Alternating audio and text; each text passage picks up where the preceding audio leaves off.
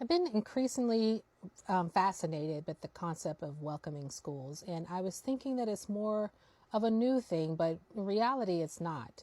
When I think back to even when I was in school, my parents were frequently late. We were always having to be walked into the office and signed in by either my mom or my dad. Most of the time, my dad.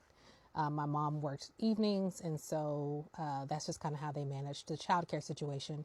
Is that my dad worked in the morning and my mom worked at night, and so my dad would be taking us in.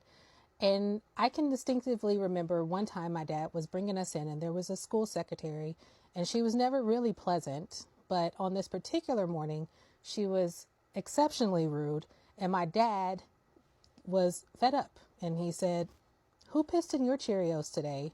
And I don't know what happened next because we were promptly sent to class. But I do think that it highlights the importance of being a welcoming environment. We really don't know what's happening in each one of our children's schools, at home, and what is making them late. And my dad had a lot on his plate. There were four kids, and he was trying the best he could to get us out and get us on to school on time.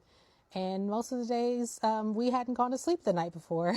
And so, we were struggling in the mornings. So I think that as I'm looking again at my kids' schools and different schools in the areas and wondering about the chronic absenteeism, I am curious about whether or not the schools are even welcoming to the kids who are at the school and what that might look like and what might be happening behind the scenes for those parents who don't want to walk in, do the walk of shame for bringing their kid late, or the staff who may not be the most welcoming staff, but maybe they have too much on their plates. So I'm curious, what do you think?